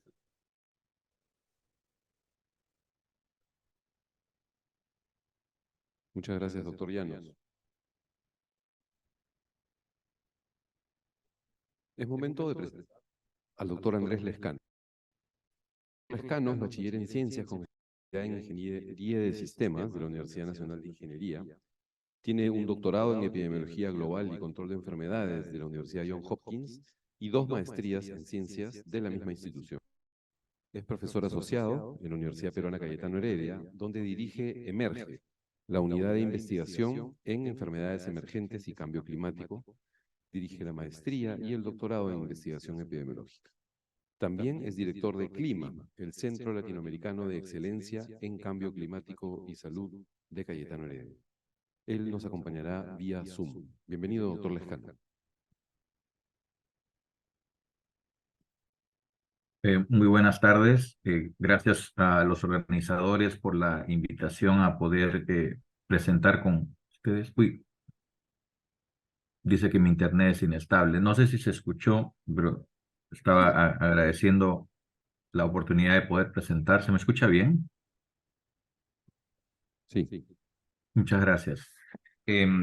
Para presentar en esta oportunidad el informe del año 2022 del Lancet Countdown Sudamérica sobre salud y cambio climático. Este trabajo fue publicado en la revista Lancet Regional Americans. Esta presentación la hizo en su momento la doctora Stella Hartinger, que es la directora del Lancet Countdown Sudamérica, y es un hito muy importante para la respuesta al cambio climático en el área de la salud de la región.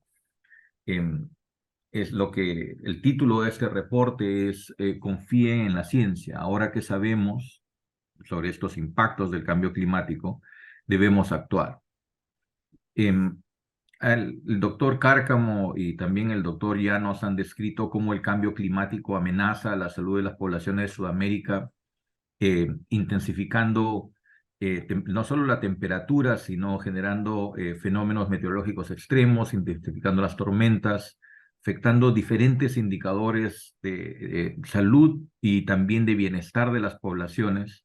Y es muy importante poder organizar una respuesta a estos efectos del cambio climático por los beneficios que podrían traer a la salud humana a través de diferentes áreas, desde tener un aire más limpio, poder tener dietas más saludables, ciudades mejores habitables y en general mejores condiciones de vida para nuestra región. En los últimos años se ha visto que ha habido mucha más generación de evidencia sobre la intersección del cambio climático y la salud. pero lamentablemente esta evidencia principalmente viene de países desarrollados, ¿no? De otras regiones que hacen difícil su aplicación a nuestra región, y estos vacíos de información afectan nuestra habilidad de poder responder y la capacidad de nuestros países y sus gobiernos de poder actuar. Entonces, como respuesta a esto, se ha visto la necesidad de recopilar información, analizarla y producir investigaciones que sean específicas a nuestro contexto. Y por eso es que el Lancet Countdown, que es un consorcio global de investigadores a nivel mundial, ha organizado un centro en Sudamérica que ahora se ha extendido ya a Latinoamérica en general, incluyendo parte de Centroamérica y México, que busca monitorear el impacto del cambio climático en el bienestar de las personas y también las respuestas que los países dan al cambio climático. Y este es nuestro primer reporte, justamente. Tengo la suerte de ser parte de este equipo de trabajo de investigadores que ha producido este reporte, nuestros hallazgos han sido publicados, como mencionaba, al principio de este año, en marzo, coincidiendo con el Día Mundial del Clima, de la adaptación al cambio climático y antes de la conferencia de la ONU en Bonn. Entonces, esto es lo que vamos a presentar, lo que voy a presentar es el resultado del trabajo de un grupo muy grande, de una colaboración independiente, multidisciplinaria de 21 instituciones académicas a ese momento de ese reporte, lo cual sigue creciendo ahora con un siguiente reporte que estamos en procesos finales de producción y publicación. Y esto incluye a 28 investigadores de diferentes disciplinas, llegando de 8 países de la región: Perú, Chile, Argentina, Brasil, Colombia, Costa Rica, Uruguay y los Estados Unidos.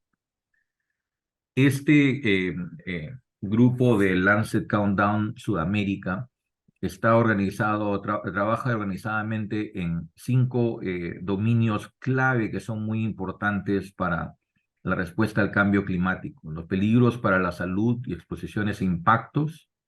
El segundo grupo es la adaptación, planificación, resiliencia para la salud. Tercer grupo es acciones de mitigación y cobeneficios para la salud. El cuarto grupo es economía y finanzas. Y el quinto grupo es participación pública y política. Entonces, los resultados del informe están organizados a lo largo de estos 5 grupos y representan un informe en consenso de los expertos en estas áreas. El reporte que vamos a presentar a continuación, los resultados voy a presentar a continuación, incluye 25 indicadores y 4 mensajes clave.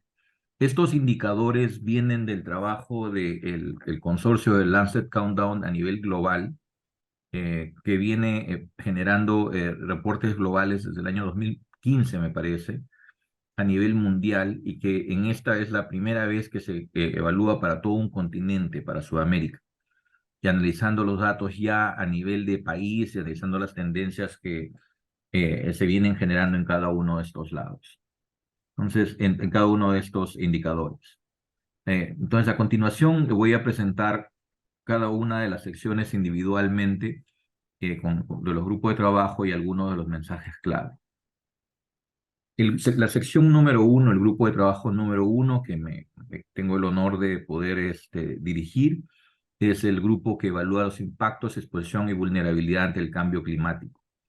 Y del análisis de los indicadores que vamos a presentar a continuación, es muy claro que el cambio climático está perjudicando la salud de las personas en Sudamérica y es el momento de tomar medidas inmediatas. Estos efectos, los vamos a ver en un momento, se están acelerando y están afectando muy desproporcionalmente a las poblaciones más vulnerables, y eso lo podemos escuchar de las charlas previas de los doctores Cárcamo y Llanos. En los últimos 10 años hay incrementos muy peligrosos en estos impactos, exposiciones en los últimos 10, debido al cambio climático, y esto va a continuar si es que no tomamos medidas urgentes. Los indicadores que se evaluaron en esta sección son 5, como pueden ver ahí, medidas en el impacto de la calor y la salud, medidas de los eventos extremos, idoneidad climática para la transmisión de enfermedades infecciosas, que el doctor Llanos lo ha citado, lo ha mostrado en su diapositiva, y seguridad alimentaria y desnutrición. Y esto mide, como se puede ver aquí en esta imagen, la compleja interconexión que existe entre el cambio climático y lo de salud humana, con efectos directos y algunos indirectos también. Vamos a entrar a tratar de tocar algunos de estos indicadores en las siguientes secciones, así que disculparán que no entremos a todo el detalle porque nos faltaría un poco el tiempo, y vamos a concentrarnos en algunos resultados clave. El primer indicador, el 1.1.1, y usamos la nomenclatura de los indicadores del Lancet Global para esto, indica que ha habido un incremento de las temperaturas y olas de calor a lo largo del tiempo, con anomalías notables de incrementos de 1 a 2 grados centígrados en varias partes de Brasil, Colombia, Chile y Argentina en el año 2021 específicamente. Han habido olas de calor excepcionalmente intensas y muy prolongadas en algunos países, principalmente del Cono Sur, Argentina, Brasil, Chile y Paraguay, y también en el caso de Perú. Como la exposición a estas olas de calor, como mencionaba el doctor Cárcamo, tiene múltiples efectos en la salud, incluyendo el estrés por calor y el golpe de calor, el empeoramiento de la enfermedad cardíaca y la lesiones renales agudas. Los grupos vulnerables para estas exposiciones son particularmente las personas mayores de 65 años y los niños menores de 1 año. Y en ese sentido, los niños menores de 1 año, por ejemplo, que han tenido 2.35 millones de personas con mayor exposición a olas de calor cada año. Las personas de mayores de 65 años se han visto afectadas con un incremento de 12.3 millones más de días de persona de exposición a olas de calor. Y Sudamérica también ha visto un incremento en las muertes relacionadas a olas de calor de 160% en el periodo 2017 al 2021, con países más afectados como Brasil, Argentina, Colombia y Venezuela, pero también con mayores incrementos en Ecuador, con un incremento de casi 15 veces, Guyana de 328% y Chile de 225%. Esto puede traducirse en otros indicadores, pero que no los vamos a describir más a continuación, pero el gráfico también les muestra cómo esto se ha concentrado muy fuertemente en los últimos años. El doctor Llanos describió en su excelente presentación sobre la relación entre el dengue, el clima y el cambio climático, cómo está claramente demostrado que en Sudamérica la idoneidad climática para la transmisión del dengue a través de su vector, el Aedes aegypti principalmente, que es lo que hemos presentado en el reporte, se ha incrementado un 35% en la década del 2012 al 2021. Solo en esa década ha habido ese incremento, lo cual se refleja ahí claramente en muchos de los indicadores, ¿no? Y esto es solamente efecto del cambio climático, esto no es efecto de otros factores adicionales, ¿no? Es exclusivamente aislando el efecto del cambio climático a través del tiempo. Entonces, esta idoneidad ha aumentado muy constantemente desde 1951 que se comienza a medir basado en parámetros meteorológicos y ambientales. Y en la línea de base para este cambio de 35% es el año 51-60. La idoneidad ha aumentado con el tiempo en todos los países donde se encuentra el mosquito, con excepción de Argentina y Surinam, probablemente por algunos problemas de la medición del indicador, porque sabemos que Argentina tiene zonas muy idóneas para la transmisión del dengue, que son una fracción pequeña del territorio, pero que ha tenido epidemias muy grandes en el año 2023, justamente en este año. Anualmente el R0 ha aumentado a una velocidad de 0.53% anualmente, con mayores incrementos en los países amazónicos y con pequeños cambios en algunos países como Guyana, Paraguay y Uruguay, ¿no? Em, Otros indicadores han sido descritos también, pero no vamos a entrar en detalle por una limitación del tiempo. En la sección 2, adaptación y resiliencia para la salud, la conclusión de los investigadores que han trabajado en el reporte en esta sección es que los países sudamericanos requieren aumentar la preparación que dan a su población para responder a los impactos al reto del cambio climático, de la crisis climática en nuestra región. Y es necesario hacer seguimiento a estos cambios, a los beneficios de la salud que nos traen las acciones climáticas para poder desarrollar mejores políticas de adaptación que puedan proteger a la población sudamericana. Y esto en base a los riesgos sanitarios que estamos viendo, presentando en el reporte.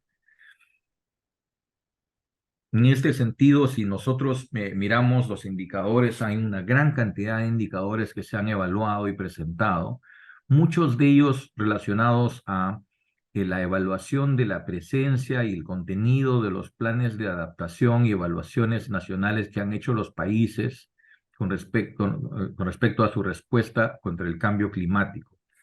Y es esto muy importante, un elemento, estos planes de adaptación son muy importantes para la respuesta al cambio climático. Son críticos y necesarios porque reflejan una posición de los países y la inversión de recursos en algunas de estas áreas que tiene que continuar realizándose. Ahora, las desigualdades, los recursos limitados y también las fragilidades de los sistemas de salud hacen que algunas poblaciones sean bastante vulnerables, ¿no? En ciertos países, en ciertas regiones de cada país. Si bien han habido mejoras, hay mejoras claras, queda mucho todavía por hacer en esta área. Entonces, por ejemplo, han habido un número de ciudades en la región, 205 municipios, en 10 países, han enviado información sobre sus evaluaciones de riesgo al cambio climático. Y esto representa principalmente una evaluación en las ciudades más grandes que tenemos de cada país, ¿no? En general, en promedio. Lo que se observa de estas evaluaciones y de los peligros identificados, que Brasil y Argentina identifican las precipitaciones extremas y las inundaciones como parte de sus peligros, ¿no? En Perú, la sequía, la escasez de agua, las temperaturas extremas. En Chile y Colombia, los incendios forestales. Y Colombia, afectada por la migración climática. Nuevamente, algo que el doctor Cárcamo mencionó en su presentación. Entonces, esto es el resultado de llenar un cuestionario anual de ciudades y justamente decían que tenemos una gran respuesta de algunos países, una menor respuesta y en otros una gran alta respuesta de Argentina, Brasil y Colombia, pero necesitamos realmente tener una evaluación más completa de toda la región, ¿no? Para poder entender más holísticamente los problemas que enfrentamos. La sección 3, que habla de la mitigación, o se dedica a evaluar la mitigación y los co-beneficios que trae la reducción de las emisiones de gases de efecto invernadero en la salud. Esta sección y estos investigadores concluyen que Sudamérica debe continuar y acelerar los esfuerzos para transicionar hasta llegar a un balance de 0 emisiones de carbono, ¿no? Hay que reducir el cambio del uso de suelo relacionado a la deforestación, que es muy fuerte en nuestra región, particularmente y muy visible en la Amazonía, pero presente en otras regiones. Hay que descarbonizar el sistema energético y el sistema de transporte de nuestros países y promover y aumentar el uso de energías renovables, ¿no? No solo esto nos va a ayudar a poder lograr los compromisos de los países de la región a cumplir con sus compromisos realizados en el Acuerdo de París, pero lo más importante realmente de eso es que va a traer co-beneficios a la salud de las personas, va a traer una mejora de la calidad del aire, reducción de la pobreza energética, reducción de las desigualdades y en acceso al transporte y estilos de vida mucho más activos, ¿no? Si es que pasamos a energías más renovables. En esta sección se han evaluado 5 indicadores también en las áreas que se indican ahí: energía limpia, exposición, mortalidad prematura por contaminación, transporte terrestre sostenible y saludable, y dietas y cobeneficios en la salud. Hablando justamente, ahí pueden ver en el esquema cómo el salud y bienestar, cómo las intervenciones que se pueden realizar para el cambio climático, como la planificación urbana, generación de energía renovable, transporte, mejora del transporte, industria más saludable, la mejora de los servicios de salud y la agricultura y silvicultura nos puede llevar a cobeneficios en la salud. Y esto eventualmente llevarnos a mejoras en la salud y bienestar de la población. Entonces vamos a ver algunos de los indicadores que se han analizado, particularmente aquellos relacionados con la exposición global a la contaminación del aire ambiental con partículas PM2.5 y sus impactos en la salud, así como otros indicadores adicionales que se detallan a continuación. Por ejemplo, algo que se ha analizado es y que se ha demostrado muy claramente para nuestra región con los indicadores existentes, es que la contaminación atmosférica por la exposición a partículas PM2.5 causa varios millones de muertes prematuras al año.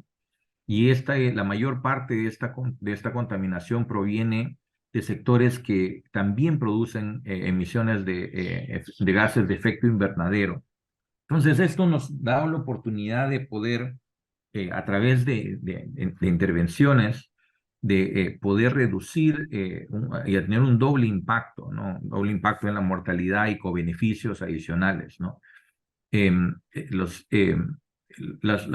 Esto tiene un impacto muy grande en el bienestar de la población, obviamente, en la sostenibilidad de la población, y tiene un origen en parte también en uso rural de combustibles de biomasa en la población de las regiones, y hay una exposición altísima a un promedio anual de 171 microgramos por metro cúbico de contaminación al material particulado, ¿no? Aquí hay una gran cantidad de muertes, como ustedes pueden ver en Chile y Perú. La peor calidad del aire la tiene Perú y Bolivia. Esto ha sido ampliamente citado en las noticias. El transporte se le atribuye una alta fracción de las muertes, así como la industria de los residuos. Y eso nos hace ver en general cómo vivimos en condiciones bastante limitadas, ¿no? Por otro lado, tenemos un alto consumo de carne, de azúcar o grasas que puede aumentar la incidencia de las enfermedades y la mortalidad prematura. Y esa producción de alimentos también afecta, de mala calidad, también afecta el medio ambiente y el clima, porque el sistema de producción de alimentos a nivel mundial es responsable por más de 1/3 de todas las emisiones de gases de efecto invernadero.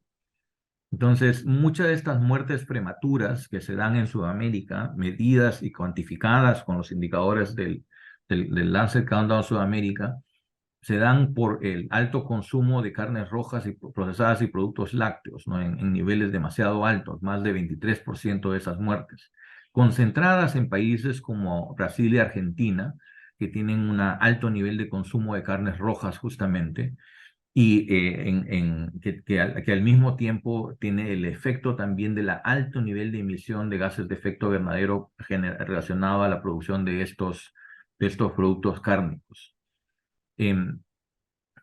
Entonces, claramente se puede ver cómo la dieta tiene un impacto en el medio ambiente y en el cambio climático también, con un doble impacto negativo.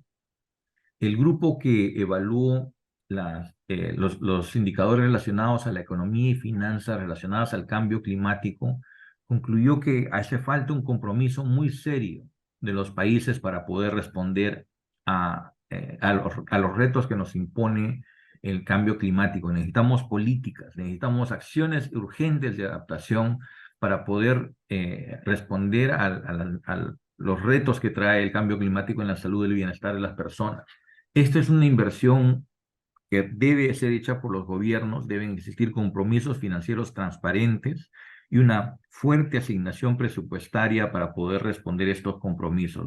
No es suficiente con declaraciones o con afirmaciones de voluntad, sino que tiene que haber un respaldo con recursos. Entre estos indicadores se han evaluado un total de 4 relacionada con la cuantificación de los impactos en la salud, cuantificación monetaria de los impactos de la salud, un tema que es bastante controversial y muy difícil de hacer. Y también se ha evaluado el valor, la cuantificación de los subsidios a los combustibles fósiles, ¿no? Entonces, para poder evitar estos impactos, lo que se requiere es inversión muy fuerte en acciones de adaptación y una transformación de nuestras economías para reducir la emisión de gases de efectos invernaderos, ¿no? Y aquí se analiza, en esta sección se analiza las implicancias económicas y financieras requeridas, ¿no? O sea, lo que se estima que se requiere para poder cumplir con los compromisos climáticos son cifras inmensas, ¿no? Estamos hablando entre 7 y 19% del Producto Interno Bruto para el año 2030. Entonces, teniendo esa cantidad de recursos, se puede invertir en muchas áreas, ¿no? Pero es una inversión muy distante a lo que actualmente se viene invirtiendo.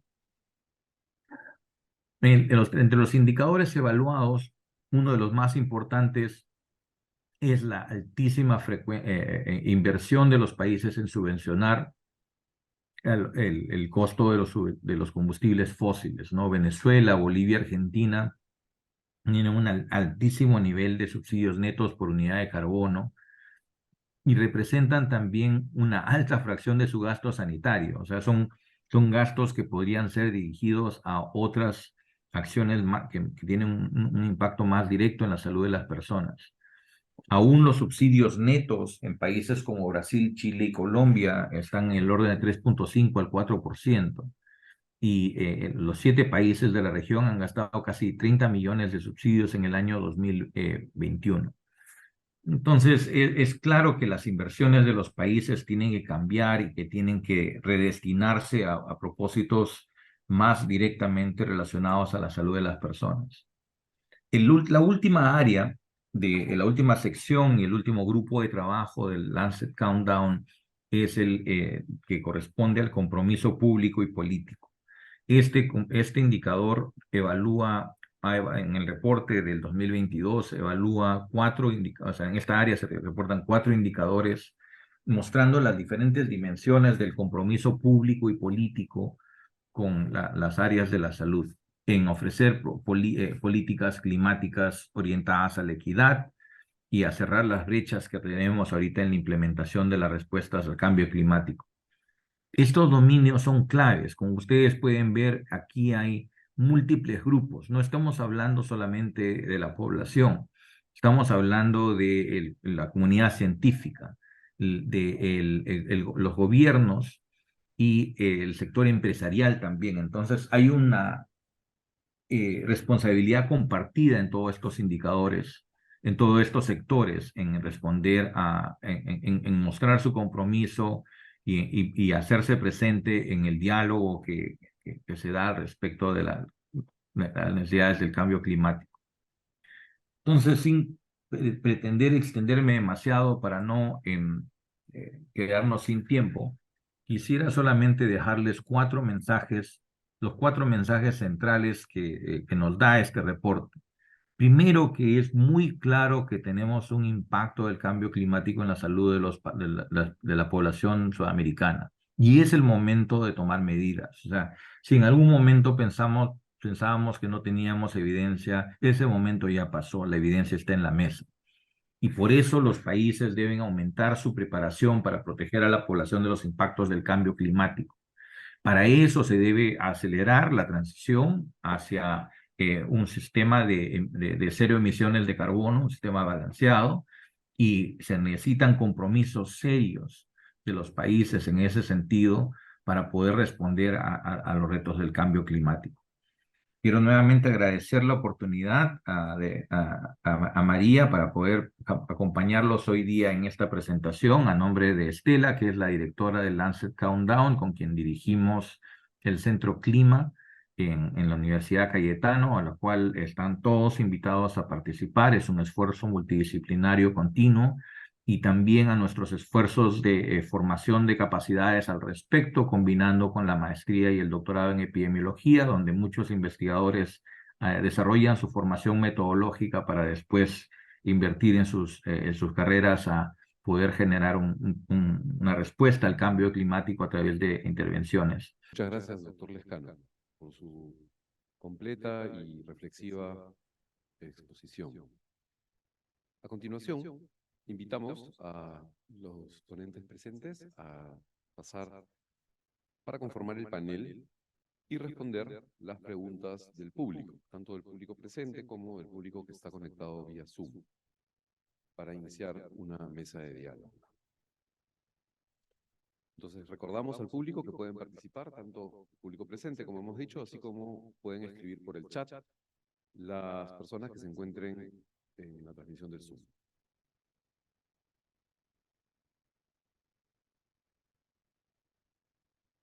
Claro, doctora. Lo voy a... ¿no?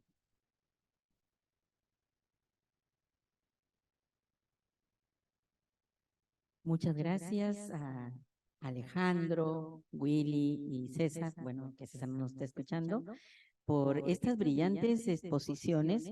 Considero que es un tema relevante para nuestro país.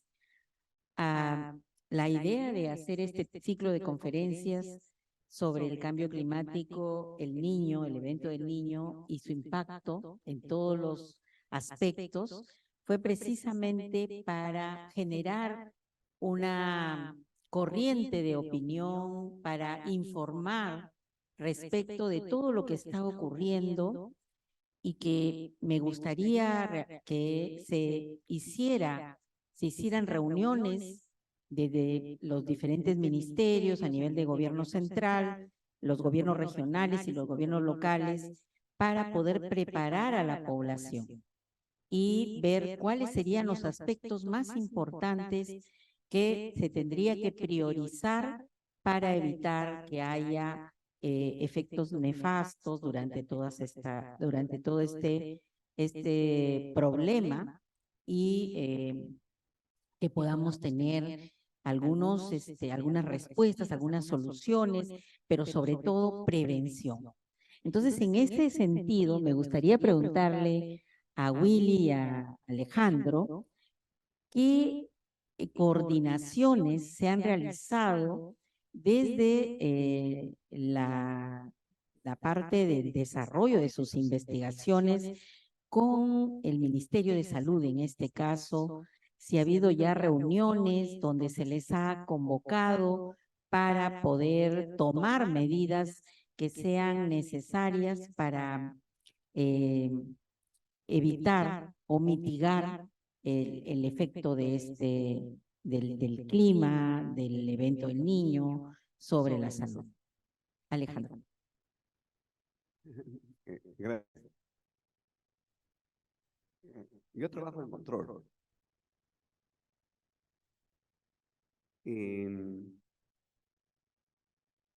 Una de las cosas que para mí es clara es que, digamos, el gobierno, desde sus diferentes niveles, no entiende. No entiendo. Entonces, me parece que la evidencia que ha generado Countdown es fundamental. El problema es que la universidad tiene que actuar. O sea, está bien, esta charla me parece magnífica, pero tiene que la universidad hacer una serie de discusión a diferentes niveles. En el Congreso, el gobierno, buscando a los niveles de los ministros, qué sé yo, que entiendan ellos el problema. Ahora ya, como dice Willy, ya tenemos evidencia. Pero si no lo entienden, es difícil de actuar. Y eso es lo que estamos viendo. ¿Por qué no lo entienden? Porque el lenguaje que utilizamos no se entiende. Lo entendemos académicos, pero tiene que hacerse charlas específicas. Entonces, una de las cosas que también estamos viendo, aprendiendo cuando hacemos control, es que la charla, la misma charla, que tú haces un ambiente académico, es diferente de la que haces ante los políticos. Y la que tienes que hacer necesariamente a nivel regional, utilizando su lenguaje, sus problemas. Y eso es una corriente que está apareciendo ahora.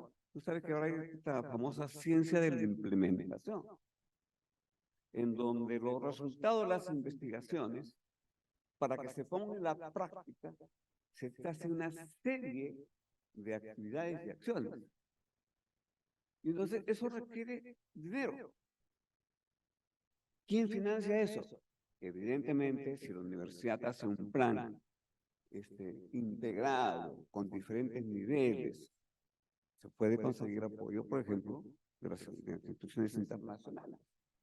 Ya tenemos la base, que existen unidades, gente que hace investigación, que tenemos resultados previos. Pero si no se difunde ante los diferentes públicos y no se entiende, es lo que sucede ahora. Siguen utilizando el lenguaje del miedo. Y entonces no se hace, no se ejecuta. Evidentemente, otro de los grandes problemas que tenemos con esto son la inacción política. No es gratuita. La inacción política tiene una contraparte, que evidentemente es la corrupción. Y esto también hay que tener estrategia para poder ser. No es que lloremos diciendo, lo victimicemos diciendo, existe esto, no. Existen estrategias que evidentemente tienen que hacerse. Y eso implica un plan y un trabajo colaborativo. Creo que me excedí. Esperando a ver si el doctor Lescano quiere responder, pero... doctor Llanos, yo le voy a plantear una pregunta a ustedes como panel. Se ha descrito que hay una desinformación a la comunidad, hay la política del miedo, de meter miedo. En una charla anterior, el ponente explicó cómo también puede haber una tensión entre, digamos, no la corrupción, porque, digamos, eso es claramente está mal, pero la tensión entre informar a la población versus no hacerlo para no ahuyentar a la inversión, porque decir que el niño va a ser fuerte puede implicar que el inversionista se asuste. ¿Qué tanto valoran esto? ¿Es así? Porque esa parte es más difícil quizás de responder, ¿no? Se entiende también el hecho de que no se quiera ahuyentar a la inversión, a mover la economía. Pero eso versus, por ejemplo, agua segura, ¿no? Que el gobierno se ponga las pilas para...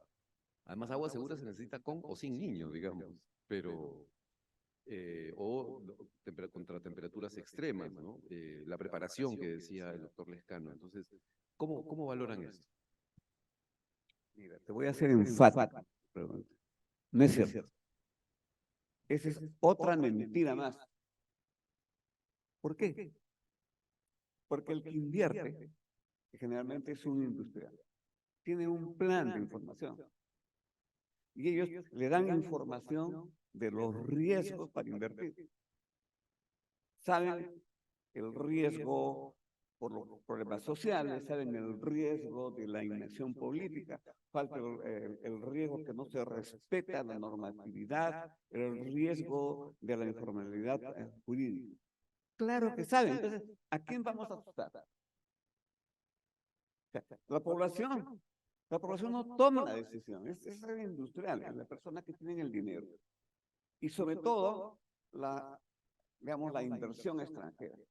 La inversión extranjera tú la ahuyentas porque ellos se dan cuenta que el gobierno trata de ocultar, trata de mentir. Y ese es el problema con la actual presidenta. Da un discurso, ¿no? Presentando situaciones que no son correctas. Al no asumir, inmediatamente dice, esto es mentira, no van a apoyar. Lo que necesitamos es ser veraces, decir y comenzar digamos, al decir la verdad en la comunidad, pero con labores correctivas. No es el miedo. Cuando yo trabajo de campo, yo le digo a la gente cuáles son los problemas. Y ellos lo entienden mejor que los políticos o los que toman decisiones en el ministerio. Buenísimo, doctor. Gracias por su pregunta, por su respuesta, perdón. Me han hecho llegar otra pregunta. Doctor, habló usted en su exposición, yo voy a usar la palabra de que hay incertidumbre, o sea, todavía no es posible científicamente prever cómo va a venir el niño. Y usted habló de que eso está en desarrollo, de que se pueden plantear, se están trabajando algunos indicadores. ¿Podría desarrollarnos sobre eso? Yo no hago investigación en clima. Entonces, por ejemplo, Ken podría darnos mejores pautas en ese sentido. Yo lo que trato de entender el clima para ver cómo puedo actuar. Y entonces, por ejemplo, yo que estoy haciendo control de malaria, ya me estoy dando cuenta, por ejemplo, cuándo es que tengo que actuar. Y no pensar que necesariamente las alteraciones del clima comienzan a ser un enemigo, sino hay que saber cuándo actuar. Todo el ejemplo de Piura. En Piura, el año 97-98, tuvo como 140.000 casos de malaria. ¿Sabes cuántos casos tiene ahora? No llega a 6. ¿Qué pasó? ¿Que el gobierno fue muy eficiente eliminando malaria en Piura? No es cierto. No hubo casi ninguna acción especial importante. ¿Qué pasó? Que probablemente, hipótesis, voy a hablar todo en términos de hipótesis. En una época cuando en Piura cambiaron el cultivo del arroz que estanca el agua por cultivo de algodón, la malaria se vino abajo. Este es un tema de investigación que requiere dinero, porque eso nos puede servir como ejemplo para actuar en otros sitios. Pero lo que yo he podido juntar en estos años, no hay cambio de cultivo. Y entonces, la hipótesis que yo tengo ahora es que cambió el vector. No creas que el vector solamente cambia para mal, puede cambiar para bien. Por ejemplo, con la inundación que hubo en Loreto, en Iquitos, en el 2012, el vector que estaba, el aéreo, el Darlene, el anófero del Darlene, que estaba en la orilla del río, la inundación lo llevó a la carretera, y se desató una epidemia. Eso fue uno de los causantes de la epidemia. Porque ese vector es más agresivo, pica más, en esos lugares. De tener 5 picaduras por noche pasó a 600. Evidentemente la transmisión se potencia. Pero cuando ocurren estos problemas de lluvias, inundaciones, la gente migra. Y migra de lugares de transmisión, de alta transmisión, a todos sitios. ¿Cuál es la hipótesis en Piura? Que el vector cambió. Y entonces ahora tienes un vector de mala calidad y que no transmite.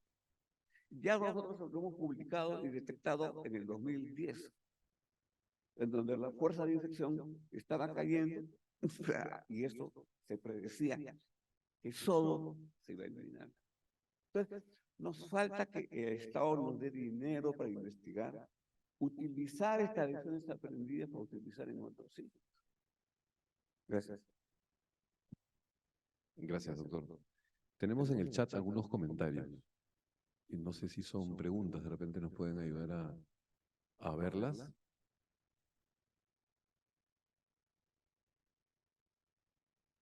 Son comentarios.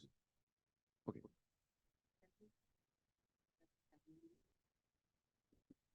¿Sí? Yo quería, de hecho, hacerle una pregunta al doctor Lescano.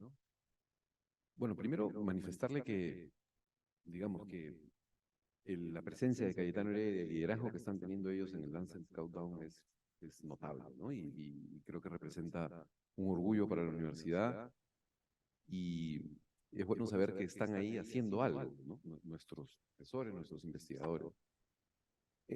Sobre el Lancet Countdown, voy a hacer una pregunta bastante general, pero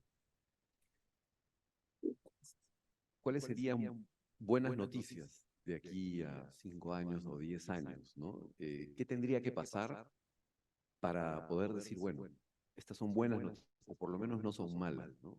Y para evitar al revés, ¿no? ¿Qué no debería pasar o qué, ¿no? ¿Qué situación ya está llegando más al límite? Esa podría ser una pregunta, doctor Lescano. Sí, gracias. Bueno, pues la pregunta es muy importante y hay muchas cosas que están en nuestras propias manos, ¿no? Algo que deberíamos, que podría ser una buena noticia es que aceleremos la transición hacia combustibles renovables por el efecto que tiene eso en la contaminación del aire, que es uno de los elementos más perniciosos del cambio climático en diferentes grupos etarios, en diferentes poblaciones. Si comenzara a haber más producción de energía eólica, por ejemplo. Si comenzáramos a tener más ciclovías y usáramos más bicicletas, que eso está en nuestras manos en parte, ¿no? El uso de las bicicletas y las ciclovías que ya existen. Si usáramos más transporte público o usáramos más transporte en forma comunal, ¿no? O sea, no transitar en una sola persona en un solo vehículo, ¿no? Entonces, la transición y el uso mejor de energía yo creo que sería algo muy valioso, que sería una buena señal para nuestro país. La reducción de la deforestación como país, ¿no? La reducción de la deforestación en la Amazonía y el evitar incendios en la Amazonía y en los Andes, donde hay una práctica ancestral de la quema de la rosa para agricultura, yo creo que sería una buena medida también, ¿no? Si pudiéramos avanzar en esa dirección, creo que podría ser algo bastante, una buena noticia, como usted le indica, ¿no?